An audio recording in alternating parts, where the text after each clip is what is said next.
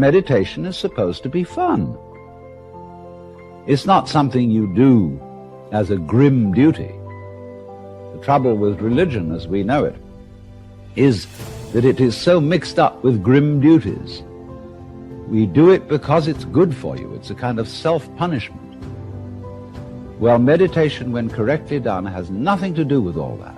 It's a kind of digging the present. It's a kind of grooving with the eternal now. And brings us into a state of peace where we can understand that the point of life, the place where it's at, is simply here and now.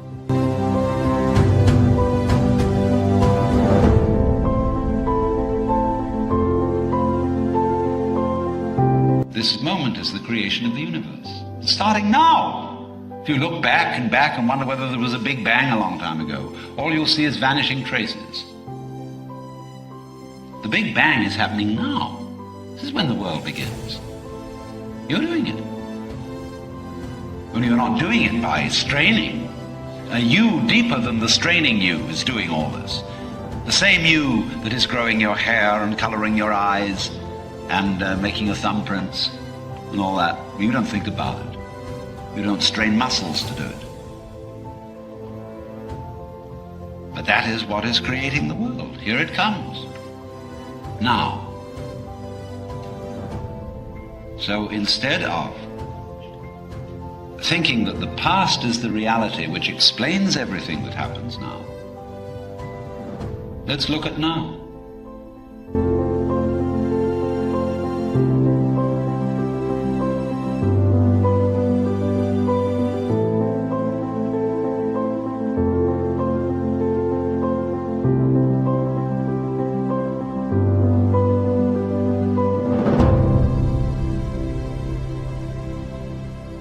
On the Fringe with Dan, RadioStyle. Hope everybody out there is having themselves a great day. We are, of course, rocking and rolling. Today, I should be a lot smarter about putting myself on stage and things. Yeah, we'll see. We'll see how I do. But got some great patriots and friends hanging out in the audience right now. And so thank you guys all for being here. Law of One, we're doing session 89 and 90 tonight. So good fun. And again, just welcome to the towards the end of the week, if you will, fellas. A lot's been going on.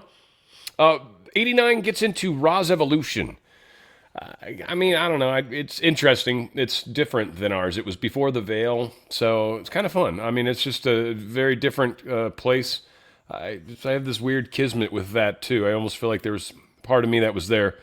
Giza and Tarot, there's a kind of tie-in that's talked about that's pretty cool. Archetypes we spend a lot talking about. And archetypes is sort of something that each one of us has. I don't know, like video games are what I always think of because it's one of the places where you see these types of things, that there'll be enhancements that are locked. And once you meet a certain threshold or do a certain something or go and walk on one leg across a wire or what, like whatever, right? And then you get the bling, the thing turns on, and now you've got this enhancement, if you will. And that's kind of what the archetypes are. There's something that you don't necessarily want to affiliate with one of them. You have to understand that you're all of them, and especially when using tarot as a means of communicating your unconscious to your conscious. You certainly want to open up the possibility that you are, in fact, all of the cards, every one of them. In fact, even when you get into some of the more technical throws, actually, if it's reversed or not even matters. So again, it's very interesting, this whole world that they're talking about. They also get into the negative wanderers. There was, I guess, 2 negative wanderers that graduated negative but didn't kind of home grow through Ra's thing. They talk about that some, so that's kind of fun. All of that said, let's go ahead and kick off session 89. Of course, it is on the Fringe. Off 1, session 89, recorded June 9th, 1982. Ra. I am Ra. I greet you in the love and in the light of the one infinite creator. We communicate now. Questioner, could you first please give me the condition of the instrument? Ra, I am Ra. It is as previously stated. Questioner, I have 2 questions of a personal nature. First, During the last intensive meditation, the instrument experienced very strong conditioning from an entity which did not identify itself, and which did not leave when she asked it to. Will you tell us what was occurring then? Ra, I am Ra. We find the instrument to have been given the opportunity to become a channel for a previously known friend. This entity was not able to answer the questioning of spirits in the name of Christ, as is the instrument's distortion of the means of differentiating betwixt those of a positive and those of a negative orientation. Therefore, after some resistance, the entity found the need to take its leave. Questioner, was this particular entity the fifth density visitor that we have had quite often previously? Ra, I am Ra. This is correct. Questioner, is he back with us at this time? Ra, I am Ra. No, the attempt to speak was due to the vigilant eye of the minions of this entity, which noted what one may call a surge of natural telepathic ability upon the part of the instrument. This ability is cyclical, of the 18 diurnal period cycle, as we have mentioned aforetimes. Thusly, this entity determined to attempt another means of access to the instrument by free will. Questioner, was this what I might refer to as an increase of ability to receive telepathically over a broad range of basic frequencies, so as to include not only the Confederation, but this particular entity? Ra, I am Ra. This is incorrect. The high point of the cycle sharpens the ability to pick up the signal, but does not change the basic nature of the carrier wave, shall we say. There is a greater power in the receiving antenna.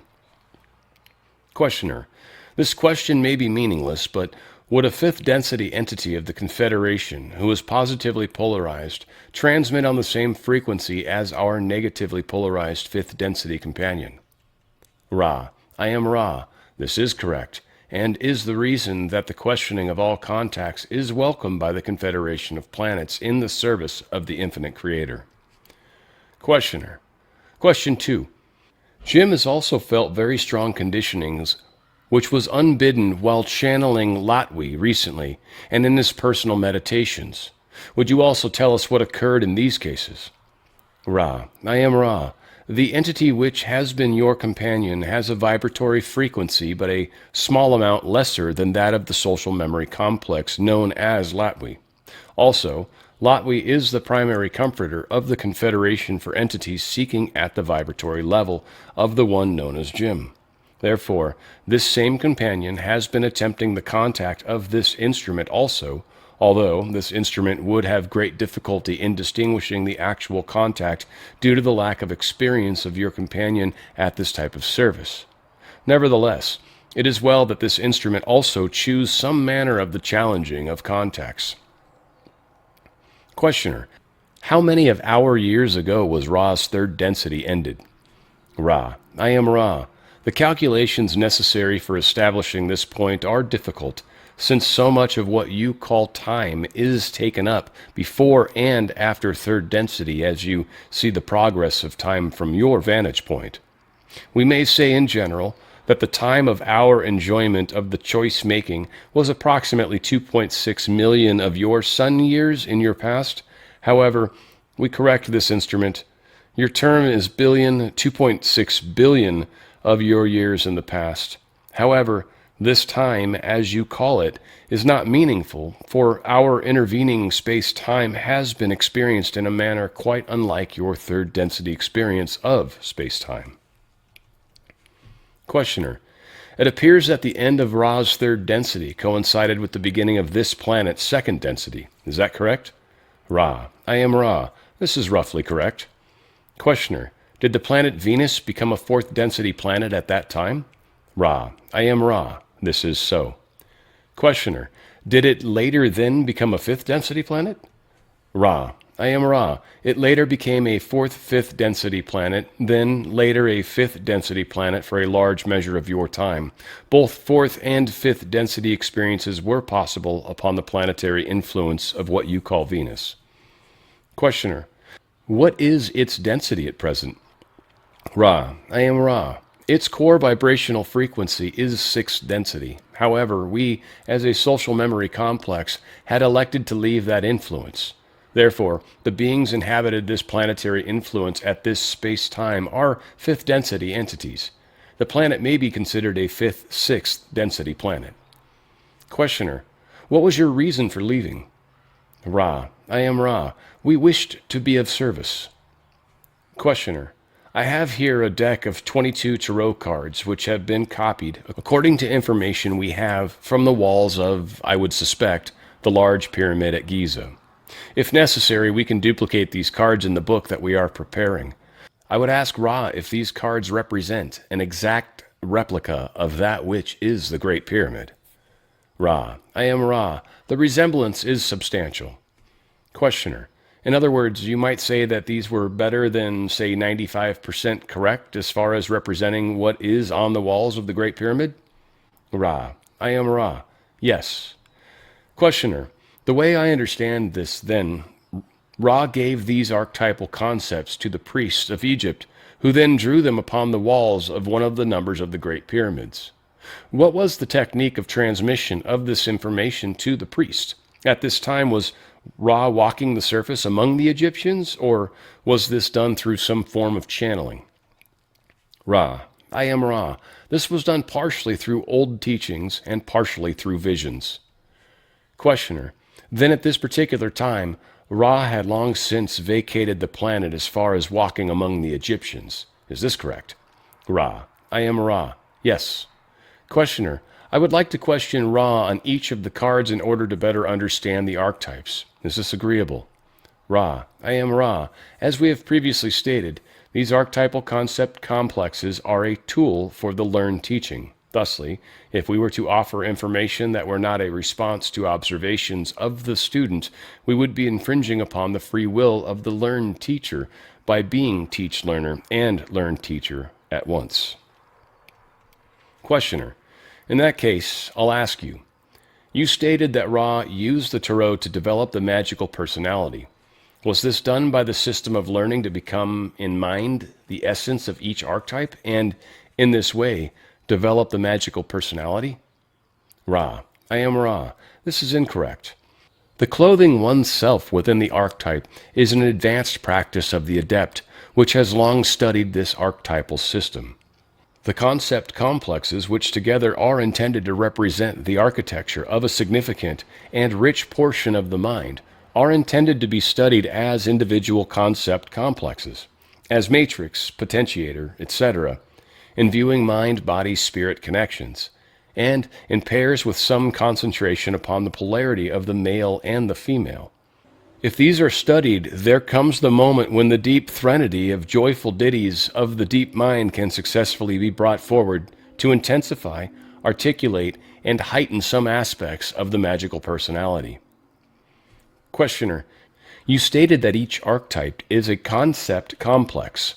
Would you please define what you mean by that statement? Ra: I am Ra. Upon the face of it, such a definition is without merit, being circular. A concept complex is a complex of concepts, just as a molecule is a complex structure made up of more than one type of energy nexus or atom. Each atom within a molecule is its unique identity and, by some means, can be removed from the molecule. The molecule of water can, by chemical means, be caused to separate into hydrogen and oxygen. Separately, they cannot be construed to equal water. When formed in the molecular structure, which exemplifies water, the two are irrefragably water.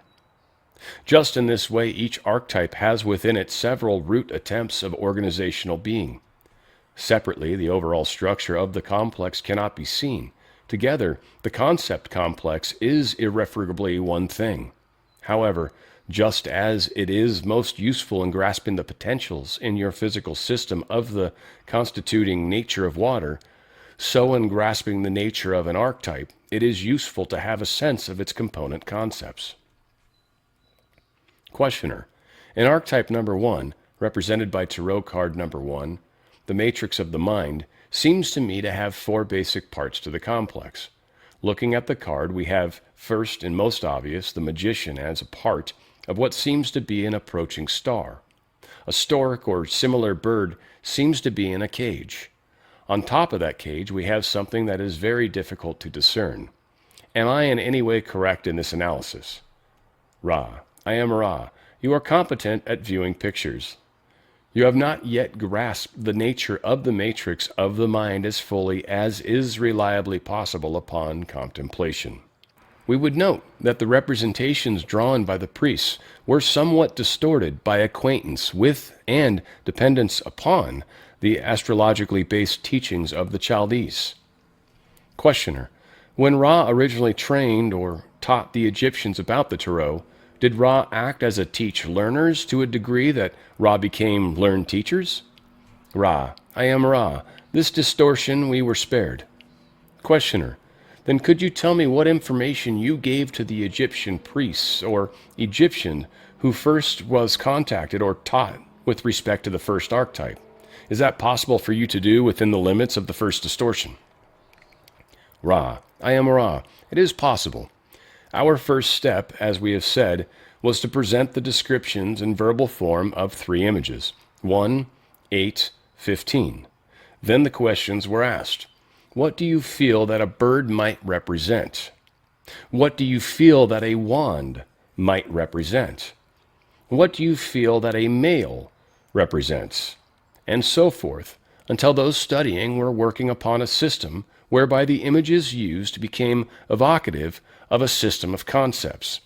This is slow work when done for the first time.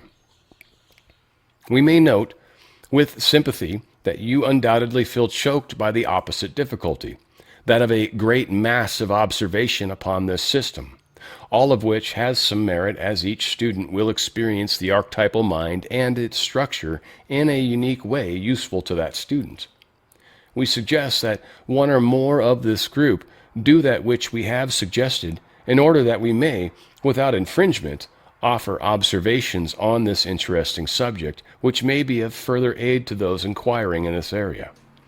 We would note at this time that the instrument is having almost continuous pain flares. Therefore, we ask that each of you support group be especially aware of any misinformation in order that we may correct any distortions of information as soon as possible.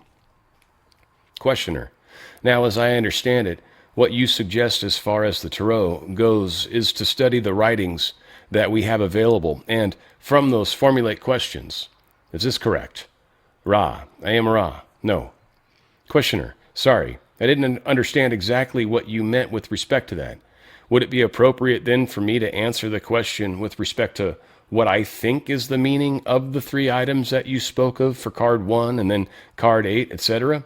Is this what you meant? Ra. I am Ra. This is very close to our meaning. It was our intention to suggest that one or more of you go through the plan of study which we have suggested. The queries having to do with the archetypes as found in the tarot after this point may take the form of observing what seems to be the characteristics of each archetype. Relationships between mind, body, and spiritual archetypes of the same ranking, such as the matrix, or archetypes as seen in relationship to polarity, especially when observed in the pairings. Any observations made by a student which has fulfilled this consideration will receive our comments in return. Our great avoidance of interpreting for the first time for the learned teacher various elements of a picture upon a piece of a pasteboard is involved both within the law of confusion and with the difficulties of the distortions of the pictures upon the pasteboard. Therefore, we may suggest a conscientious review of that which we have already given concerning this subject, as opposed to the major reliance being either upon any rendition of the archetype pictures or any system which has been arranged as a means of studying these pictures. Questioner. All right, we'll attempt to do that. Ra stated that a major breakthrough was made when proper emphasis was put on Arcanum 22. This didn't happen until after Ra had completed 3rd density. I assume from this that Ra, being polarized positively, probably had some of the same difficulty that occurred prior to the veil, in that the negative polarity was not appreciated. That's a guess. Is this correct? Ra. I am Ra. In one way, it is precisely correct. Our harvest was overwhelmingly positive, and our appreciation of those which were negative was relatively uninformed. However, we were intending to suggest that in the use of the system known to you as the Tarot for advancing the spiritual evolution of the self, a proper understanding, if we may use this misnomer, of Archetype 22 is greatly helpful in sharpening the basic view of the significator of the mind, body, and spirit, and further, throws into starker relief the transformation and great way of mind, body, and spirit complexes. Questioner, were some of Ra's population negatively harvested at the end of Ra's third density? Ra, I am Ra. We had no negative harvest as such, although there had been two entities which had harvested themselves during the third density in the negative or service to self path. There were, however, those upon the planetary surface during third density whose vibratory patterns were in the negative range, but were not harvestable. Questioner, what was Ra's average total population incarnate on Venus in third density, the number? Ra, I am Ra. We were a small population which dwelt upon what you would consider difficult conditions. Our harvest was approximately 6,500,000 mind-body-spirit complexes. There were approximately 32 million mind-body-spirit complexes repeating third density elsewhere. Questioner, what was the attitude just prior to harvest of those harvestable entities of Ra with respect to those who were obviously unharvestable? Ra, I am Ra. Those of us which had the gift of polarity felt deep compassion for those who seemed to dwell in darkness. This description is most apt, as ours was a harshly bright planet in the physical sense. There was every attempt made to reach out with whatever seems to be needed. However, those upon the positive path have the comfort of companions, and we of Ra spend a great deal of our attention upon the possibilities of achieving spiritual or metaphysical adepthood, or work in indigo ray through the means of relationships with other selves. Consequently, the compassion for those in darkness was balanced by the appreciation of the light. Questioner, would Ra's attitude toward the same unharvestable entities be different at this nexus than at the time of harvest of third density? Ra, I am Ra, not substantially. To those who wish to sleep, we could only offer those comforts designed for their sleeping. Service is only possible to the extent it is requested. We were ready to serve in whatever way we could. This still seems satisfactory as a means of dealing with other selves in third density. It is our feeling that to be each entity which one attempts to serve is to simplify the grasp of what service is necessary or possible. Questioner, what techniques did the two negatively harvested entities use for negative polarization on such a positively polarized planet? Ra, I am Ra. The technique of control over others and domination unto the physical death was used in both cases. Upon a planetary influence much unused to slaughter these entities were able to polarize by this means. Upon your third density environment, at the time of your experience, such entities would merely be considered, shall we say, ruthless despots which waged the holy war. Questioner, did these two entities evolve from the second density of the planet Venus along with the rest of the population of Venus that became Ra from the second density to third? Ra, I am Ra. No. Questioner, what was the origin of the two entities of which you speak? Ra, I am Ra. These entities were wanderers from early positive fifth density. Questioner, and yet, though they had already evolved through a positive fourth density, they, shall we say, flipped polarity in the reincarnating in third density? Is this correct? Ra, I am Ra. This is correct. Questioner, what was the catalyst for their change? Ra, I am Ra. In our peoples there was what may be considered, from the viewpoint of wisdom, an overabundance of love. These entities looked at those still in darkness and saw that those of a neutral or somewhat negative viewpoint found such harmony, shall we say, sickening. The wanderers felt that a more wisdom-oriented way of seeking love could be more appealing to those in darkness. First, one entity began its work. Quickly, the second found the first. These entities had agreed to serve together, and so they did, glorifying the one Creator, but not as they intended. About them were soon gathered those who found it easy to believe that a series of specific knowledges and wisdoms would advance one towards the Creator. The end of this was the graduation into fourth density negative of the Wanderers, which had much power of personality, and some small deepening of the negatively polarized elements of those not polarizing positively. There was no negative harvest as such. Questioner: what was the reason for the wandering of these two wanderers, and were they male and female?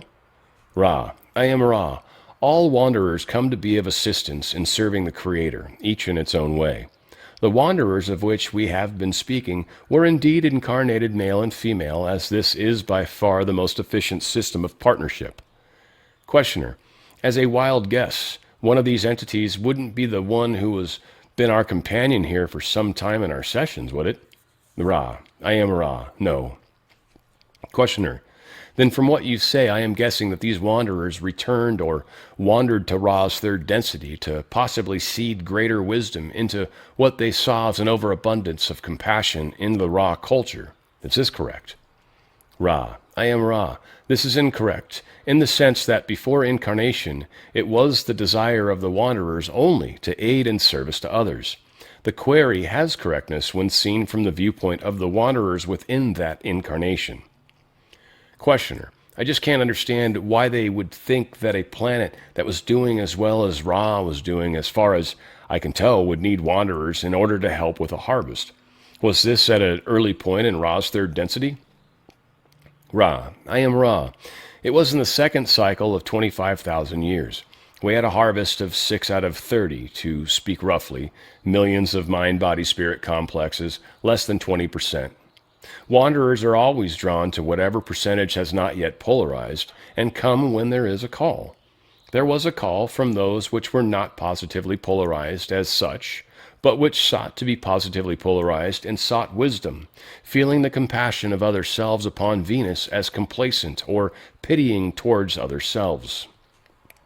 Questioner: what was the attitude of these two entities after they graduated into fourth density negative and, the veil being removed, they realized that they had switched polarities? Ra: I am Ra. They were disconcerted. Questioner: then did they continue striving to polarity negatively for fifth density negative harvest, or did they do something else? Ra: I am Ra. They worked with the fourth density negative for some period, until within this framework the previously learned pattern of the self had been recaptured, and the polarity was, with great effort, reversed.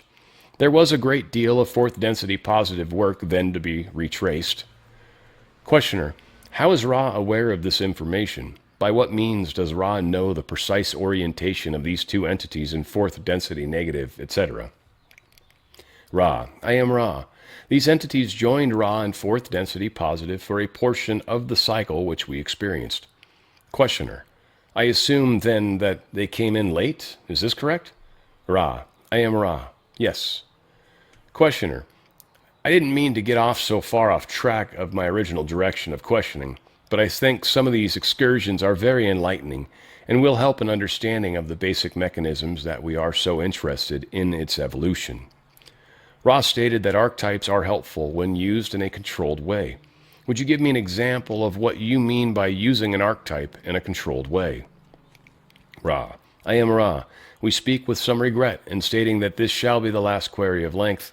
There is substantial energy left, but this instrument has distortions that rapidly approach the limit of our ability to maintain secure contact. The controlled use of the archetype is that which is done within the self for the polarization of the self and to benefit of the self. If negatively polarized, or others if positively polarized, upon the most subtle of levels. Keep in mind at all times that the archetypal mind is a portion of the deep mind and informs thought processes. When the archetype is translated without regard for magical property into the manifested daily actions of an individual, the greatest distortions may take place and great infringement upon the free will of others is possible. This is more nearly acceptable to one's negatively polarized. However, the more carefully polarized of negative mind-body spirits will also prefer to work with a finely tuned instrument. May we ask if there are any brief queries before we leave this working? And again, that should be mind, body, spirit complexes. They're having a hard time because of the pain. Questioner, I'll just make the statement that I perceive that a negative polarity harvest is possible with less negativity in the environment, like Ra's environment, than in the environment such as we have at present, and ask if that is correct. And then, is there anything we can do to improve the contact of the comfort of the instrument? Ra, I am Ra. Firstly, the requirements of harvest are set. It is, however, easier to serve the self completely, or nearly, so if there is little resistance. In the matter of nurturing of the instrument, we suggest further manipulation of the dorsal side and appendages of this instrument and the whirling of the waters if possible. The alignments are conscientious. We ask for your vigilance in alignments and preparations. All is well, my friends. I am Ra. I leave you in the love and in the light of the one infinite Creator. Go forth, then, rejoicing in the power and in the peace of the one infinite Creator. Adonai. How many of you just like went, woohoo, he actually added himself? I don't know. You should have. That was fantastic. So again, Law of One, I've got a bunch of notes, so we're gonna jump into them.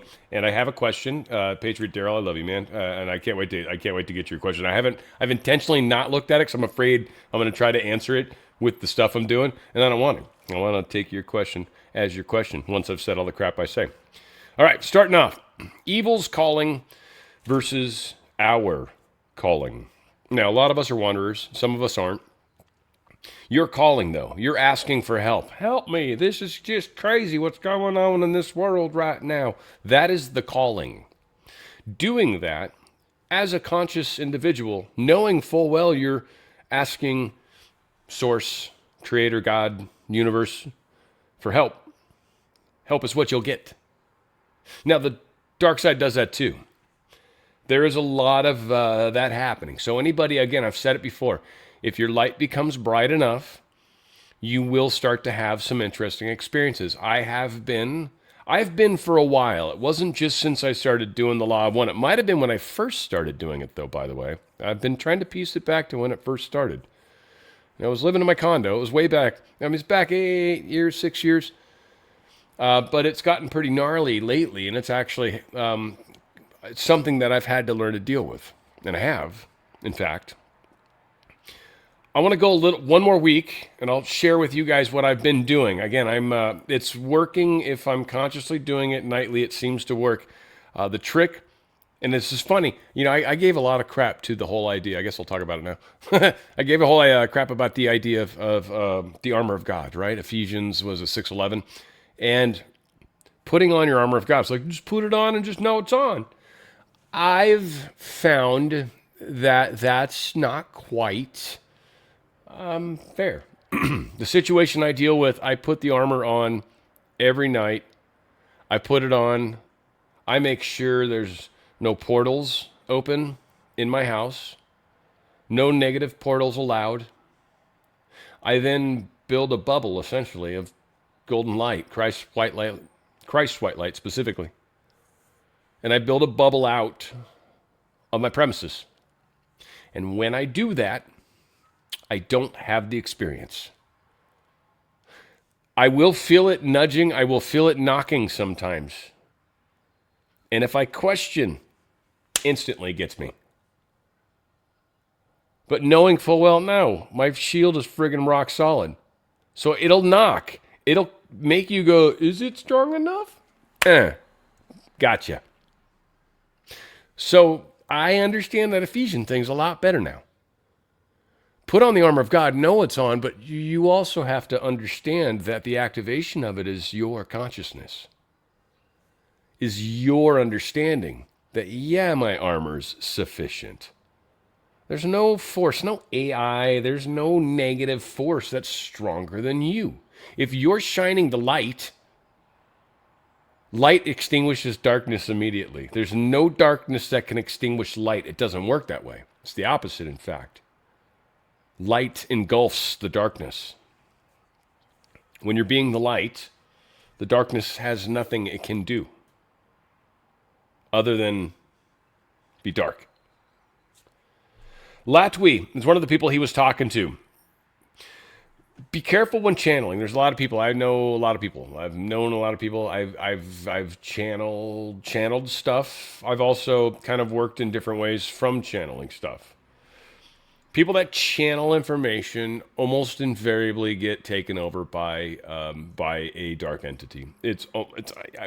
I mean, I'm not trying to poo-poo on it, but most people that do it are stupid to do it because they even announce the name and they just like the second you start doing stuff like that, you just bring a hound of dark forces your way, and they will get past your defenses. If you don't even have defenses, yeah, you're screwed. They'll totally screw you. So ultimately, learn to talk to your higher self, and you'll know your higher self speaks to you very differently than anybody else, and your higher self's always looking out for you, number one, and your higher self's never being backhanded compliments, never saying weird stuff, trying to get your ego going in a direction. That's part of the evolution, of the graduation of what we're doing, trying to learn how to evolve ourselves.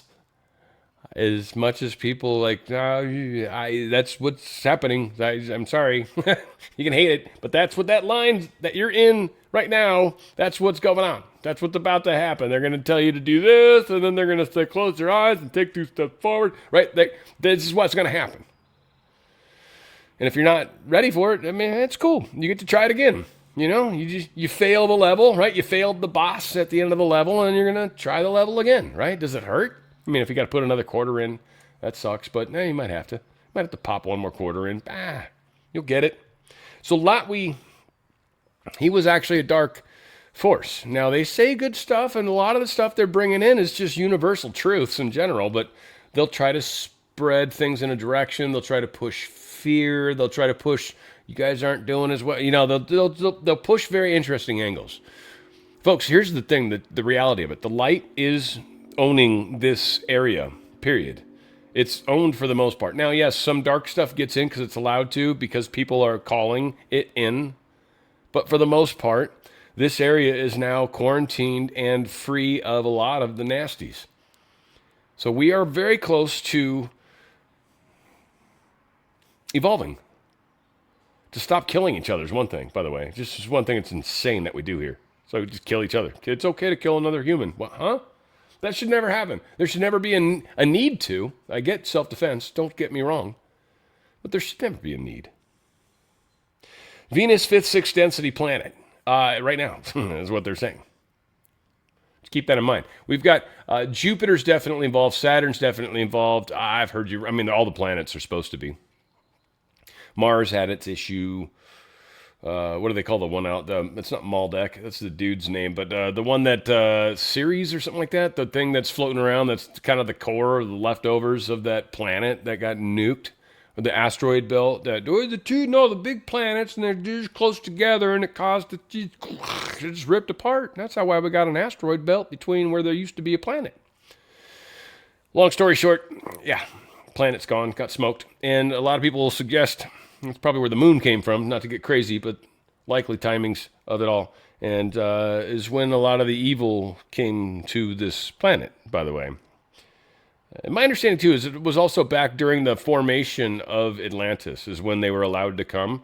So there was kind of a falling out of the end of the first 25,000 year mark. And then after that, like the starting of the new one, yeah, this is when they were allowed to come in. And this is really when evil was allowed onto the planet.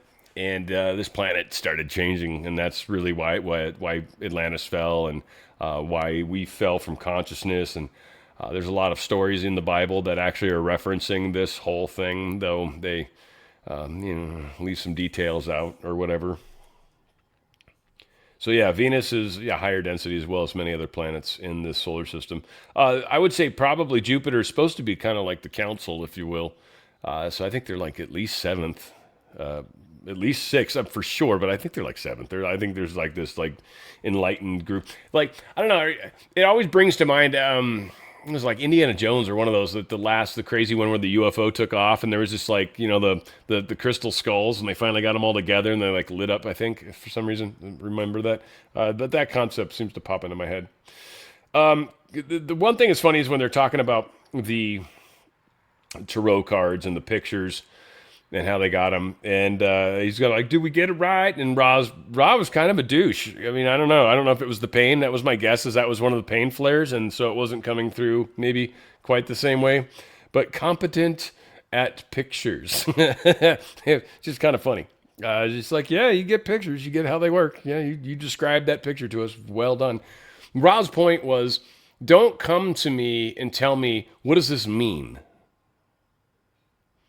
You look at it and then come back to me and say, this is what I think it means. What do you think about that?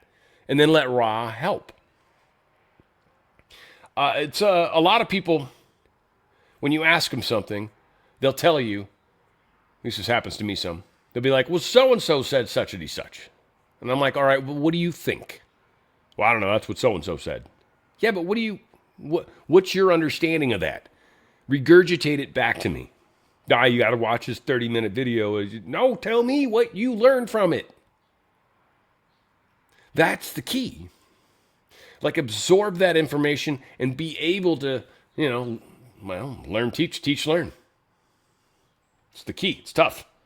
So, competent at pictures. What's this mean? Learn. Understand it. Give it your best guess, and then ask the question and see what happens and see what enlightenment comes to you. But don't just ask somebody to hand you the book of knowledge. Can you give me it?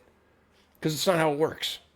You've got to sort of ask questions. You've got to get to that point to like wonder if, the wondering is kind of the first place where a lot of this starts.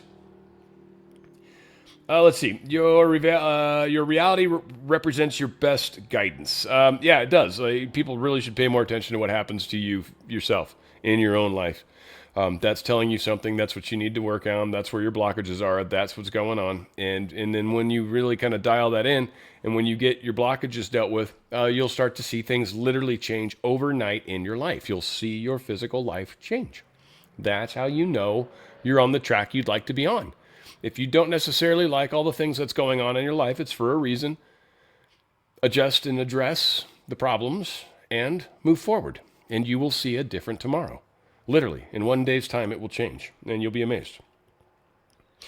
The question they asked, I thought was funny. How do we feel about people that want to graduate, but no, they're not going to? Like, how do you feel about that? And it reminded me of that wonderful phrase that Jesus said when he was on the cross, right? Forgive them, Father, for they know not what they do, right? Like, I'm on a cross by people that don't realize I'm here to save them. I've said before, it feels like I'm trying to save a drowning victim or a fire victim, right? I'm trying to run somebody out of a fire. And while I've got them in my arms and I'm running them out of a burning building, they're punching me in the face because they're pissed at me. That's what it feels like. So again, yes, forgive them, Father, for they know not what they do. There's a lot of sleepy people. And it's just like, what can I do to help your sleep be more sleepy? Right? How can I help you at this point? Because I don't have anything. Logos, there is a hierarchy, by the way. So there is a source creator. And then there's sub-logos and down. There is an ultimate source creator that created the entire thing. Then each solar system seems to have a sub-logos. And so that's where a lot of things spin from. And it's why any of us that come from other places sometimes have a hard time here, because you guys have a very specific belief structure around this logos. And so again, there's one God, and it's the main guy, the main logos, the one that's bigger than the solar system. He's the one that all made this possible. And then, there's this cool dude that made this solar system possible. He's a very groovy dude. So we've got all these things going on. Very happy. Let's see. 6 out of 30 harvested in Ra's harvest. So, those are the numbers. They said 20%. I guess that's about right. Negative play to learn. Negative. Well, the negative people that were involved, they were trying to.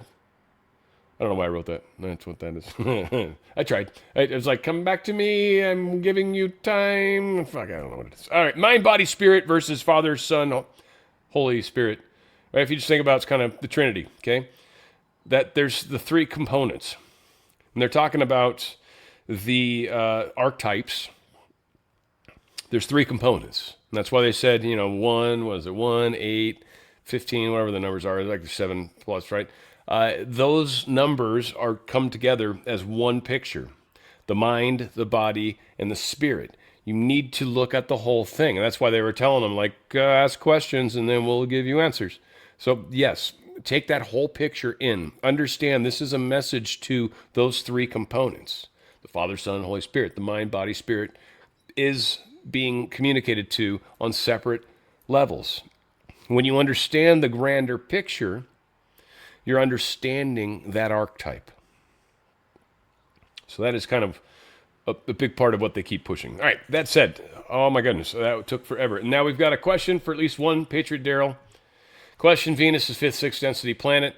Does that mean Earth is becoming or already is a third, fourth density planet? Does each density experience its own unique reality? Yes. Yes, and yes. I think there's one more yes. Yes. No, it totally does. So Earth is already third, fourth, fifth, to my understanding. That already exists right now. It's sitting on the same basic here. Whether that, there's people that are like, but the planet's going to move. It's like, whatever. But the here is always going to be here. And this is a big part of somehow the Earth changes that are coming aren't going to necessarily matter so much, because we'll be in a different density for the most part. And that experience, if it's like some have said for years, by the way, many have said there's be this flashpoint, this thing. And I've seen people try to poo-poo that over the years, but that's the thing that's prevailed for a long time. And the Hopi and everybody, there's a lot of people that kind of like congealed that there'll be signs from the sky. So that's my best guess, how we'll kind of know. And I think ultimately you either make it through that moment, or that moment represents a different reality that you'll experience at that second. And that might lead to whatever your experience needs to be, and thusly maybe possibly your next place. I do know there are all sorts of like ships and stuff around that can help us if we had to evacuate the planet. If for some reason something terrible happened, they could evacuate the planet. We have that ability. So like nothing crazy like that's going to happen. We'll all play through this, I think, in the way that needs to happen. That said, yes, this density experience will be different as you move into another density, like tidal wave coming right at you, and you suddenly flip into fifth density. That tidal wave doesn't hit you. In fact, the tidal wave might seem different. You might be from a different perspective. You're still right there. But how spatial stuff works, it's a different density. They call it density. It's really, a lot of us, I think, dimension too, but it's hard to say how exactly this plays out. But it's like here, but it's a separate sort of here, separate higher version, a different dense. They say denser even version of it. But yeah, needless to say, it's very crazy. Good question. Love that question. All right. I'm going to shut up, at least for a little while, and we're going to do 90, section 90. Of course, this one's kind of getting into the 5D person again, like the problems that they're trying to cause. And again, it will happen. The brighter your light shines, and you'll learn tools as you get there. That's one of the things that's kind of groovy about the big picture, is you'll learn tools, and you will get yourself in a situation where you'll try them. And that's kind of how I fell into this a little bit. There was just stuff that came into my world. I've told you guys what happens in your reality. Came into my world. I'm like, oh, okay, that's oddly fitting. That's strange.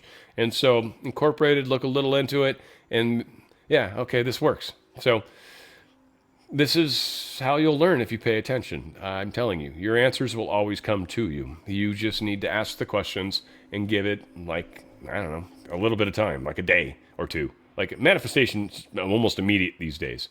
It's just an issue of realizing all you got to do is ask. All you got to do is question. All you got to do is wonder.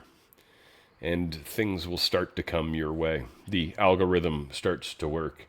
I guess we have one quick question from Goodwater Woman 2. I've been working with tarot decks for many years personally. Is Ra suggesting this is a tool provided by Ra? Ra does suggest that it provided that tool to Egypt. There is, I think they talk about it too at one point, but I think they talk about there might be a couple different paths that tarot has come to this plane or this existence. So I feel like there's kind of an Egyptian-y version, and there might be some others that are a little more, for lack of a better way to put it, I would say it's more like the What's that thing in England? The crazy little circle of rock, Stonehenge, like a little more Stonehenge-y, maybe. I don't know. Anyway, that's like I've always kind of worked with more of the Egyptian-y stuff. I think, like I've said, I feel like I've kind of got a little more of a connection to that side of this group or this. Like, when people talk about, like, if aliens were here right now, what would they look like? They'd look just like me. I'm a human being that's not from here. I'm visiting. And so, yeah, there's a lot of us that look just like this. So, yeah, I think there's other stuff that's come from other places. And I think they've got a slightly different bend on the same general teaching. And, yeah, so it's a great question. I love it. Good water woman, honk, honk. Thank you, sir. Or thank you, miss. I think that is more appropriate. I think you're a lady, if I remember correctly. Sorry. You can't tell half the time. But good water woman would imply. That's been wrong before. That said, number 90. This one's good. And again, fifth density person, how others look, activate archetypal mind. Let's see. This is a playground to learn. These are the little notes I wrote. And that's really what this is. It's like a game, guys. If you get good, you got to get good enough at it. And if you get good enough, you graduate. And if you don't graduate, then you get to do the level again. That's how it works. So don't freak out. It'll be cool. All that said, here's session 90. It is, of course, the Law of One, and it is on the Fringe with Dan RadioStyle. Law of One, session 90, recorded June 19th, 1982. Ra, I am Ra. I greet you in the love and in the light of the one infinite creator. We communicate now. Questioner, first, please give me the condition of the instrument. Ra, I am Ra. The physical complex energy deficit is somewhat increased by continued distortions towards pain. The vital energy levels are, as previously stated, having fluctuated slightly between askings. Questioner, could you tell me the situation with respect to our fourth and fifth density companion at this time? Ra, I am Ra.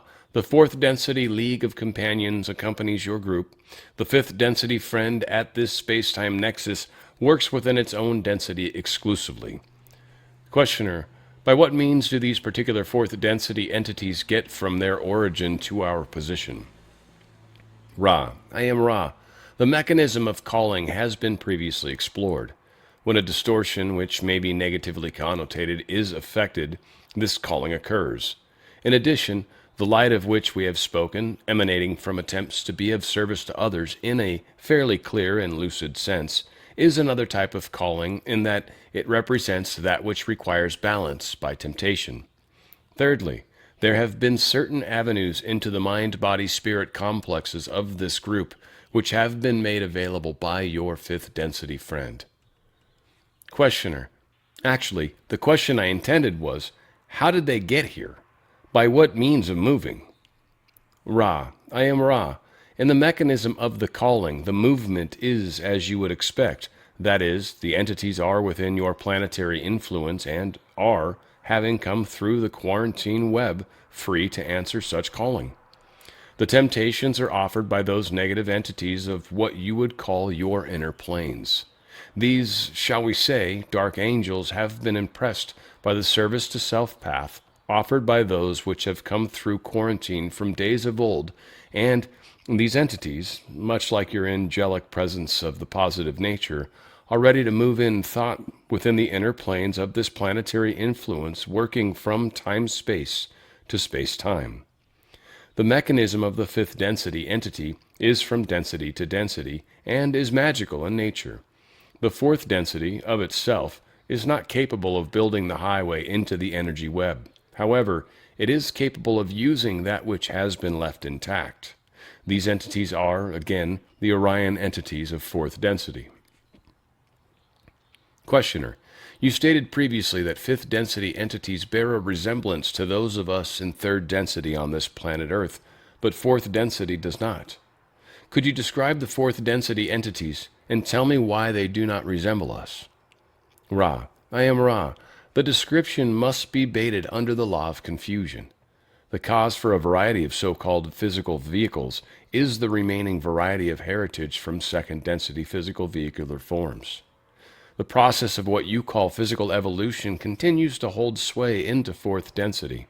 Only when the ways of wisdom have begun to refine the power of what you may loosely call thought is the form of the physical complex manifestation more nearly under the direction of the consciousness. Questioner, well, If the population of this planet presently looks similar to the fifth density entities, I was wondering why this is. If I understand you correctly, the process of evolution would normally be the third density, resembling that form which it evolved in second density, and then refining in fourth, and then again in fifth, becoming what the population of this planet looks like on third. Why is this planet? It seems to me that this planet is ahead of itself in the way of the mind-body-spirit complex, or body complex of that looks. What is the reason for this? Ra, I am Ra. Your query is based upon a misconception. Do you wish us to comment, or do you wish to re-question? Questioner, please comment on my misconceptions if that is possible. Ra, I am Ra. In fifth density, the manifestation of the physical complex is more and more under the control of the conscious mind complex. Therefore, the fifth density entity may dissolve one manifestation and create another. Consequently, the choice of a fifth density entity or complex of entities wishing to communicate with your peoples would choose to resemble your people's physical complex chemical yellow ray vehicles. Questioner, I see. Very roughly, if you were to move a third density entity from some other planet to this planet, roughly what percentage of all of those within the knowledge of Ra would look enough like those entities of Earth so that they would go unnoticed in a crowd? Ra, I am Ra, perhaps 5%. Questioner, then there is an extreme variation in the form of physical vehicles in third density in the universe. I assume this is also true of fourth density. Is this correct? Ra, I am Ra. This is so. We remind you that it is a great theoretical distance between demanding that the creature of an infinite creation be unnoticeably similar to oneself, and observing those signs which may be called human, which denote the third density characteristics of self-consciousness, the grouping into pairs, societal groups, and races, and the further characteristic means of using self-consciousness to refine and search for the meaning of the Milu. Questioner, well, within Ra's knowledge of third density physical forms, what percentage would be similar enough to this planet's physical form that we would assume the entity to be human, even though they were a bit different? This would have to be a very rough, because of my definition being very rough.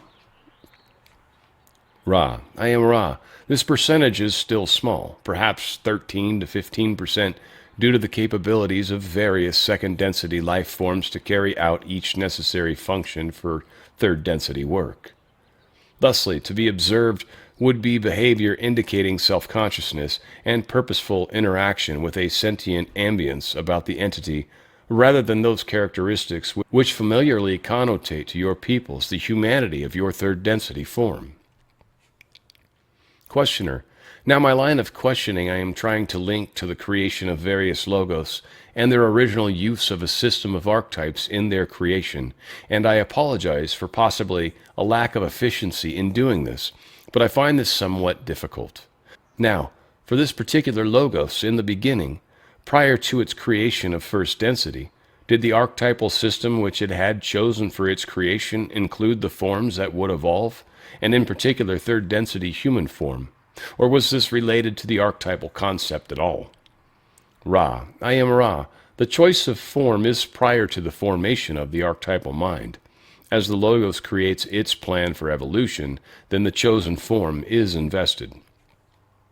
Questioner, was there a reason for choosing the forms that have evolved upon this planet, and if so, what was it? Ra, I am Ra. We are not entirely sure why our Logos and several neighboring logoi of approximately the same space-time of flowing chose the bipedal, erect form of the second density ape to invest. It has been our supposition, which we share with you as long as you are aware that this is mere opinion, that our Logos was interested in, shall we say, further intensifying the veiling process by offering to the third density form the near complete probability for the development of speech, taking complete precedence over concept communication or telepathy. We also have the supposition that the so-called opposable thumb was looked upon as an excellent means of intensifying the veiling process, so that rather than rediscovering the powers of the mind, the third density entity would, by the form of its physical manifestation, be drawn to the making, holding, and using of physical tools. Questioner: I will guess that the system of archetypes then was devised to further extend these particular principles. Is this correct? Ra: I am Ra. The phrasing is faulty. However, it is correct that the images of the archetypal mind are the children of the third density physical manifestation of form of the Logos, which has created the particular evolutionary opportunity. Questioner: Now, as I understand it, the archetypes are the biases of the very fundamental nature that, under free will, generate the experiences of each entity. Is this correct? Ra: I am Ra. The archetypal mind is part of that mind which informs all experience. Please recall the definition of the archetypal mind as the repository of those refinements to the cosmic or all mind made by the particular Logos and peculiar only to this Logos. Thus, it may be seen as one of the roots of the mind, not the deepest, but certainly the most informative in some ways. The other root of mind to be recalled is the racial or planetary mind, which also informs the conceptualizations of each entity to some degree. Questioner: At what point in the evolutionary process does the archetypal mind first have effect upon the entity? Ra: I am Ra. At the point at which an entity, either by accident or design, reflects an archetype, the archetypal mind resonates. Thusly, random activation of the archetypal resonances begin almost immediately in third density experience. The disciplined use of this tool of evolution comes far later in this process. Questioner: What was the ultimate objective of this Logos in designing the archetypal mind as it did? Ra: I am Ra. Each Logos desires to create a more eloquent expression of experience of the Creator by the Creator. The archetypal mind is intended to heighten this ability to express the Creator in patterns more like the fanned peacock tail, each facet of the Creator vivid, upright, and shining with articulated beauty. Questioner: Is Ra familiar with the archetypal mind of some other Logos that is not the same as the one we experience? Ra: I am Ra. There are entities of Ra which have served as far wanderers to those of another Logos. The experience has been one which staggers the intellectual and intuitive capacities, for each Logos sets up an experiment enough at variance from all others that the subtleties of the archetypal mind of another Logos are most murky to the resonating mind, body, and spirit complexes of this Logos. Questioner: There seems to have been created by this Logos, to me anyway, a large percentage of the entities whose distortions was towards warfare, in that we had the Maldak of the Mars experience, and now Earth. It seems that Venus was the exception to what we could almost call the rule of warfare. Is this correct, and was this envisioned and planned into the construction of the archetypal mind? Possibly not with respect particularly to warfare as we have experienced it, but to the extreme action to polarization in consciousness. Ra: I am Ra. It is correct that the Logos designed its experiment to attempt to achieve the greatest possible opportunities for polarization in third density. It is incorrect that the warfare of the types specific to your experiences was planned by the Logos. This form of expression of hostility is an interesting result, which is apparently concomitant with the tool-making ability. The choice of the Logos to use the life form with the grasping thumb is the decision to which this type of warfare may be traced. Questioner: Then did our Logos hope to see generated a positive and negative harvest from each density up to the sixth, starting with the third, as being the most efficient form of generating experience known to it at the time of its construction of this system of evolution? Ra: I am Ra. Yes. Questioner: Then built into the basis for the archetypes is possibly the mechanism for creating the polarization in consciousness for service to others and service to self. Is this, in fact, true? Ra: I am Ra. Yes. You will notice the many inborn biases which hint to the possibility of one path's being more efficient than the other. This was the design of the Logos. Questioner: then what you are saying is that once the path is recognized, either the positive or the negatively polarized entity can find hints along its path as to the efficiency of that path. Is this correct? Ra: I am Ra. That which you say is correct upon its own merits, but it is not repetition of our statement. Our suggestion was that within the experiential nexus of each entity, within its second density environment, and within the roots of mind, there were placed biases indicating to the watchful eye the more efficient of the two paths. Let us say, for want of a more precise adjective, that this logos has a bias towards kindness. Questioner: then you say that the more efficient of the two paths was suggested in a subliminal way to second density to be the service to others path? Am I correct? Ra: I am Ra. We did not state which was the more efficient path. However, you are correct in your assumption, as you are aware from having examined each path in some detail in previous querying. Questioner: would this be the reason for the greater positive harvest? I suggest that it isn't, but would there be a logoi that have greater negative percentage harvest because of this type of biasing? Ra: I am Ra. No.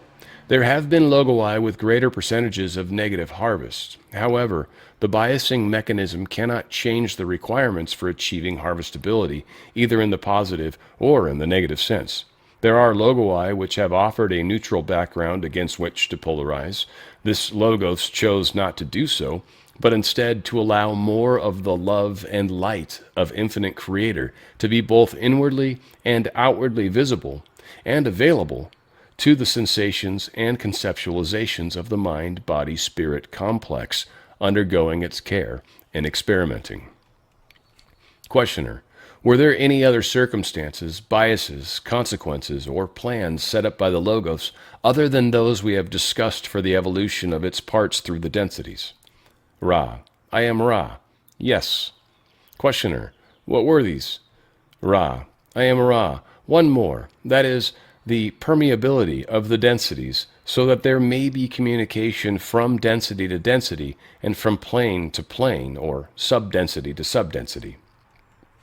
Questioner: then as I see the plan for the evolution by this logos, it was planned to create as vivid an experience as possible, but also one which was somewhat informed with respect to the infinite Creator and able to accelerate progress as a function of will because of the permeabilities of densities.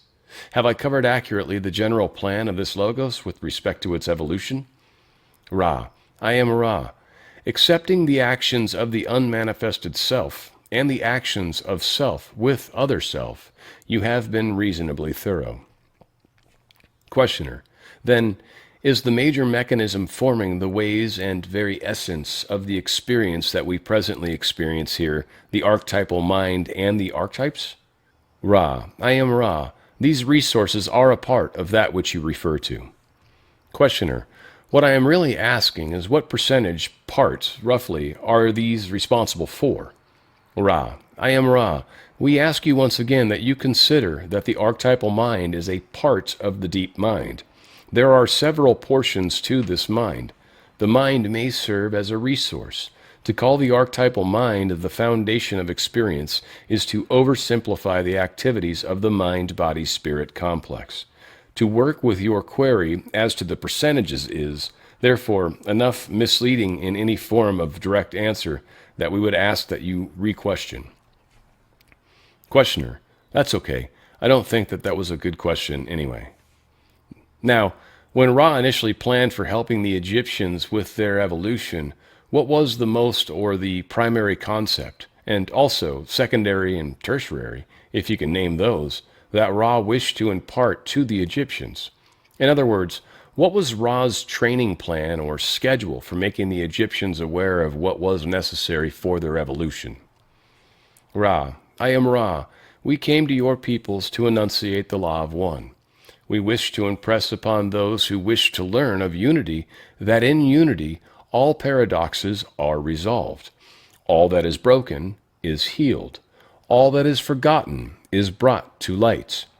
We had no teaching plan, as you have called it, in that our intentions when we walked among your people was to manifest that which was requested by those learned teachers to which we had come. We are aware that this particular line of querying, that is, the nature of architecture of the archetypal mind, has caused the questioner to attempt, to its own mind unsuccessfully, to determine the relative importance of these concepts. We cannot learn teach for any, nor would we take this opportunity from the questioner. However, we shall comment. The adept has already worked much, not only within the red, orange, yellow, and green energy centers, but already in the opening of blue and indigo. Up through this point, the archetypes function as the great base, or plinth, of a builded structure, or statue, keeping the mind complex viable, level, and available as a resource whenever it may be evoked. There is a point at which the adept takes up its work. This is the point at which a clear and conscious consideration of the archetypal mind is useful. Questioner: I have an observation on Archetype 1 made by Jim and request comment by Ra. I will read it. The matrix of the mind is the conscious mind and is sustained by the power of the spirit, symbolized by the star, which flows to it through the subconscious mind. It contains the will, which is symbolized by the scepter of power in the magician's hand. All of the creation is made through the power of the will directed by the conscious mind of the magician. And the bird in the cage represents the illusion in which the self seems trapped. The magician represents maleness, or the radiance of being manifested as the creation through which each entity moves. Ra: I am Ra. As this instrument is becoming somewhat weary, we shall not begin this considerable discussion. We would request that this series of observations be repeated at the outset of the next working. We would suggest that each concept be discussed separately, or, if appropriate, a pair of concepts be related one to the other within the concept complex. This is slow work, but shall make the eventual building of the concept complexes more smoothly accomplished. Were we to have answered the observations as read by you at this space-time, as much space-time would have been given to the untangling of various concepts as to the building up of what were very thoughtful perceptions. May we ask if there are any brief queries at this time? Questioner: Is there anything that we can do to make the instrument more comfortable or improve the contact? Ra: I am Ra. It is well that the appliances for the arms were placed upon the instrument. We ask that continued vigilance be accorded these distortions, which are, if anything, more distorted towards dis-ease than at our previous cautionary statement. All is well, my friends. You are conscientious and faithful in your alignments. We appreciate your fastidiousness. I am Ra. I leave you now, rejoicing merrily in the love and in the light of the one infinite Creator. Go forth, then, rejoicing in the power and in the peace of the one infinite Creator. Adonai. On the Fringe with Dan RadioStyle. Hope everybody out there still enjoying themselves. Again, finishing up Law 1. This was session 90, and it's a good one. It's a good session. I didn't have a lot of notes on this, so I'm curious if we get any questions. So I'll give you guys a couple to maybe throw those together. Otherwise, we're probably going to be done here shortly. I know a lot of you guys are going to hop over. I know S. Jones is firing something up over there shortly. But one of the things that kind of I thought would be fun to talk about is why apes' DNA was used. Now, what this speaks heavily to, and there's a lot of different places where this information comes from, but we were genetically modified. There was a Garden of Eden. Many suggest that's more like a laboratory, if you will, than anything. But this is how a lot of the different genetics lines exist. Apparently they found the ape, the missing link everyone talks about. Well, yeah, it's because they messed with the genetics. They took the ape DNA and then they made some modifications to it, and bada bing, bada boom, here we are, right? The Homo erectus, or whatever we're actually called, right? Homo sapiens, I guess, technically, but I think we're moving into a new one. I don't remember what that one's called. So that said, we do have a little bit of the kind of craziness playing out today. I think a lot of us are working through that in our own fashion. I kind of think if you've already graduated, there's not a chance you're going to fail But I don't know. You better have your stuff good too, because otherwise this might be tricky. But I think wanderers ultimately end up back where they were, and you either got to lick your wounds or you celebrate that you did marvelous. So all these things said, we'll see how it plays out. Hi Dan, I got unsubscribed. Okay, Liz, that's not good, is it? You got unsubscribed? Are you unsubscribing, or did I unsubscribe to you somehow? What's up with that? Oh, you're sending one of the emails. Is that you? Oh, that might be why. It might better just to put that in the... Okay, I'll handle that differently next time. Yes, love you guys. We got a lot going on. Yeah, I don't see any other comments. It looks like no other questions. So I appreciate you guys being here. I appreciate you guys being part of the Law of One. And hopefully you all are kind of enjoying it too. We'll see how that plays out. But again, we've got next week. We should be done in 8 weeks now, I think. We'll see. That's, I think, 106, sessions. And again, Carla ultimately lost her life. The energy and the health is not getting better, and we're sort of experiencing that with her, which is, I think, also kind of interesting on this journey. So I wanted to give a great call out to A-Score. Thank you for your help always in helping with the questions and all that stuff. She's a very, very good helper when it comes to this show, and I appreciate her big time. Everybody, thank you. It is a Law of One experience, and hopefully it was why I created this channel too. It was a big part of why I'm doing this. It definitely has to happen. But we're doing it together. Where we go one, we certainly go all, and we all are one. It's a fun connection, how it plays out. It is the Law of One, and it is On the Fringe with Dan RadioStyle. Thank you, guys. Peace.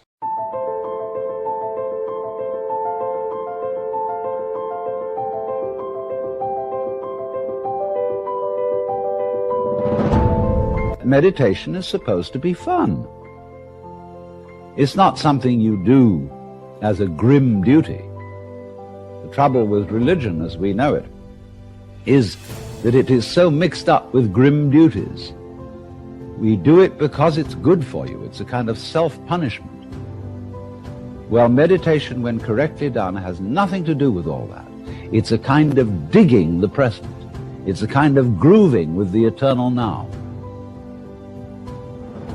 And brings us into a state of peace where we can understand that the point of life, the place where it's at, is simply here and now.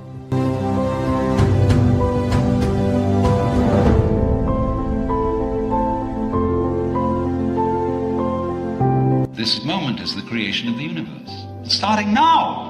If you look back and wonder whether there was a big bang a long time ago, all you'll see is vanishing traces. The big bang is happening now. This is when the world begins. You're doing it. Only you're not doing it by straining. A you deeper than the straining you is doing all this. The same you that is growing your hair and coloring your eyes and making your thumbprints and all that. You don't think about it. You don't strain muscles to do it. But that is what is creating the world. Here it comes. Now. So instead of thinking that the past is the reality which explains everything that happens now, let's look at now.